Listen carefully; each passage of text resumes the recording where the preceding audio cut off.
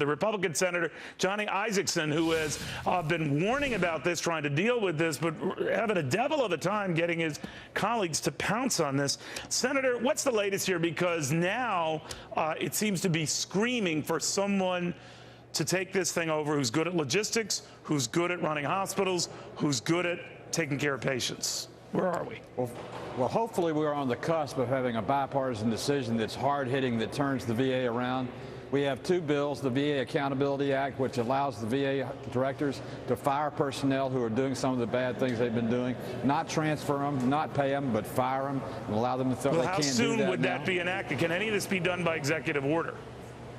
Well, the president's not worried about executive orders on anything to do with the VA. He won't even address it. We're trying to make sure the Congress addresses it. Secondly, and most importantly, I'm sorry, would you give him, if he were to change his mind, and you're right, he hasn't taken up this particular issue, the executive order, that if he, by executive order, say, I'm going to allow veterans to use vouchers to get care they're not getting at a VA hospital to go to a private hospital across the street, or to get immediate redress of problems that sometimes take years to solve, would you support that effort if it meant speed?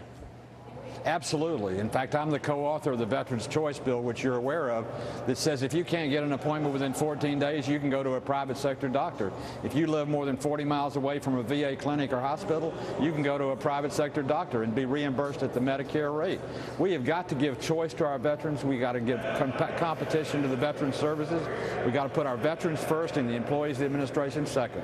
Senator, I want to tie in this whole prison swap travesty with what's going on in the Veterans Administration, because I had a chance to talk to a number of veterans of late who told me, well, it doesn't do much to boost our mood. Either this 5-for-1 swap to get, one of our guys back here, or the way we treat our veterans after they have served.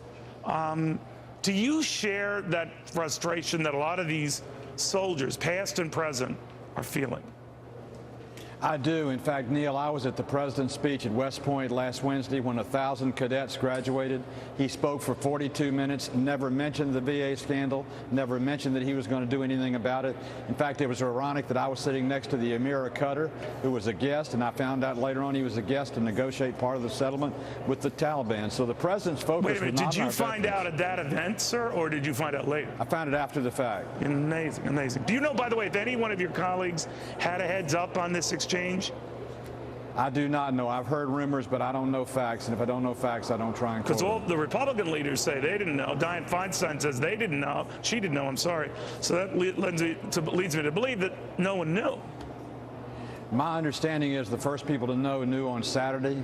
The negotiations were taking place on Wednesday of the preceding week, so it was after the fact. Amazing. Senator, thank you. Keep us posted. We appreciate what you're doing.